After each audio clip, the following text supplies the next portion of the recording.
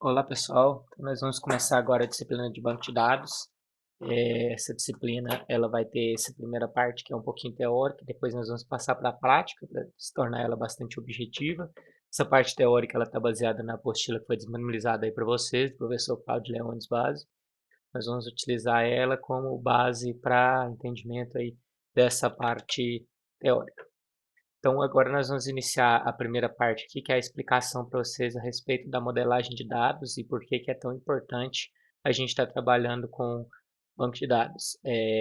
Vamos entender o seguinte, o banco de dados é a parte importante de todo o software e ele é independente da linguagem de programação. Então, para que que serve o banco de dados? O banco de dados está diretamente relacionado ao que a gente chama de persistência, que é o armazenamento das informações para uso posterior. Então, quando a gente cria uma página, quando a gente cria um sistema, um software, a gente está criando uma interface, utilizando a linguagem de programação, para que o usuário consiga comunicar com os recursos de tecnologia da informação. E um dos recursos mais importantes é a parte de armazenamento, porque muitas das informações que os clientes vão injetar dentro dos nossos sistemas, elas precisam ficar armazenadas para consultas posteriores. Imagina, vocês vão pegar lá e vão fazer o cadastro de um cliente dentro da loja. Você vai criar um sistema para cadastrar os clientes. Se esses dados não persistirem, se eles não continuarem lá na máquina, depois, nas próximas vezes que os usuários forem utilizar o sistema, não faz sentido esse cadastro, porque cada vez se eles tiverem de fazer o cadastro novamente, ele vai ser um sistema que não vai conseguir fazer essa persistência e vai trazer muita repetição para os usuários. Então, dentro do banco de dados é a parte que é onde a gente faz o armazenamento dessas informações, ou seja, a gente persiste os dados para que eles sejam utilizados posteriormente à medida que forem sendo necessários. Antigamente era muito comum vocês verem lá, quando a gente não tinha acesso a tantos sistemas de informação, quando você ia, por exemplo, preencher uma nota fiscal ou algo do tipo, você tinha de pegar e consultar os dados do cliente para você ir lá e anotar eles manualmente. E aí chegava no próximo mês, se você precisasse emitir uma nota fiscal para esse cliente novamente, você teria de ir lá e preencher eles manualmente.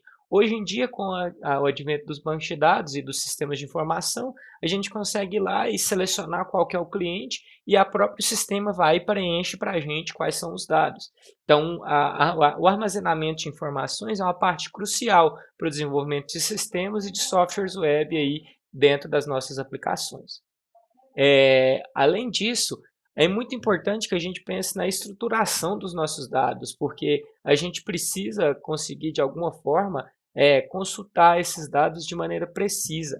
Os dados eles são muito importantes para as empresas, então, se a gente não armazenar eles de forma concisa ou de forma inconsistente, no caso que a gente não tenha todos os dados, por exemplo, ou que tenha dados duplicados, a gente pode ter um problema. Tem até uma tirinha aqui que fala: adicione o João da Silva. E aí, se você tiver mais de um João da Silva cadastrado dentro dos seus clientes, você não vai saber identificar ele se você não tiver outra informação, como por exemplo o CPF, o telefone, o endereço. Então você precisa de ter consistência nos seus dados para que você garanta que esses dados são confiáveis para serem utilizados pelas empresas que vão utilizar os sistemas. Quando a gente fala, então, em modelagem de dados aí, a gente tem, em armazenamento de dados, a primeira coisa que a gente tem de imaginar é como que a gente vai modelar os nossos dados, ou seja, como que eles serão armazenados dentro do nosso banco. Para a gente poder fazer essa modelagem, a gente utiliza alguns recursos que são disponíveis, inerentes de todos os bancos de dados aí, que são bastante comuns nessa área e nós vamos utilizar muito essa terminologia. Então, o primeiro conceito é o de entidade, que é tudo aquilo que você deseja guardar os dados.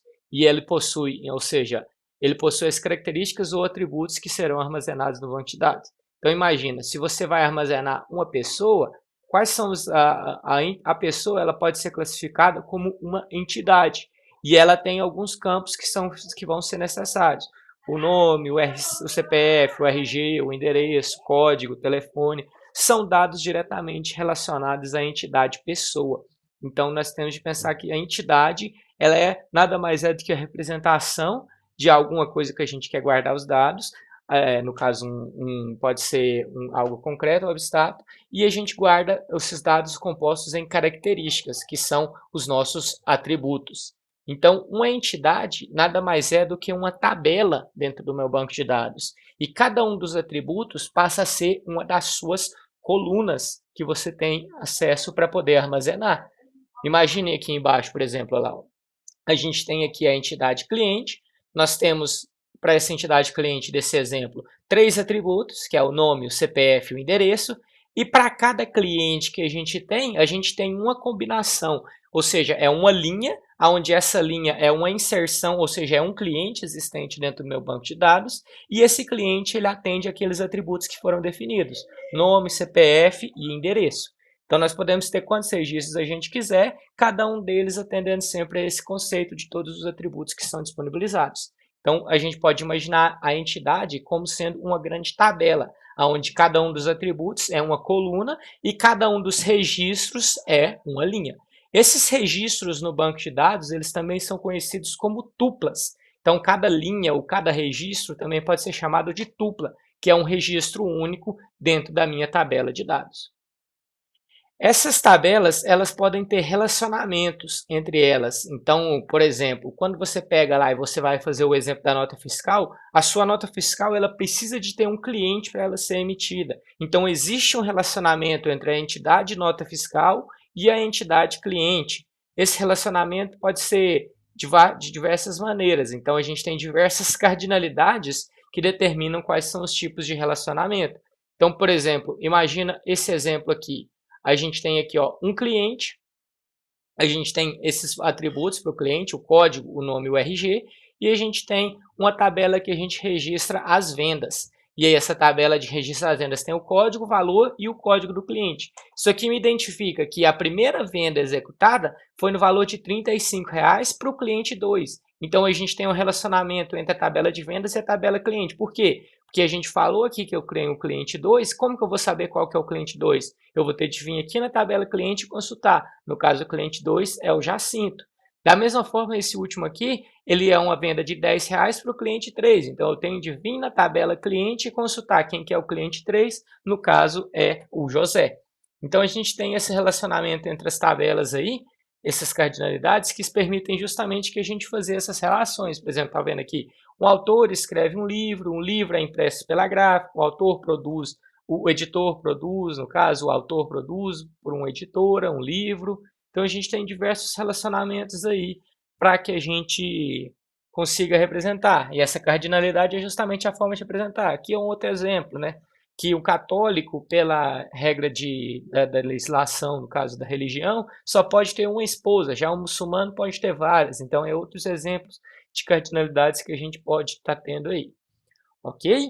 Em resumo, então, a gente tem aí que alguns pontos, a entidade é tudo que você deseja guardar os dados, e os relacionamentos correspondem às relações entre as entidades. Então, quando a gente falar entidade ou tabela, a gente está falando a mesma coisa. Quando a gente falar de atributos, são as colunas dessa tabela, são os atributos, as colunas dessas entidades. E os registros ou tuplas são as linhas dessas tabelas, ou seja, são os conteúdos que a gente vai estar inserindo lá dentro. Ok? Então eu vou finalizar por aqui essa primeira aula, aí na próxima aula a gente vai entrar no segundo parte aí, que tem mais alguns conceitos, e aí posteriormente a gente já passa para a parte prática. Ok? Então pessoal, até a próxima.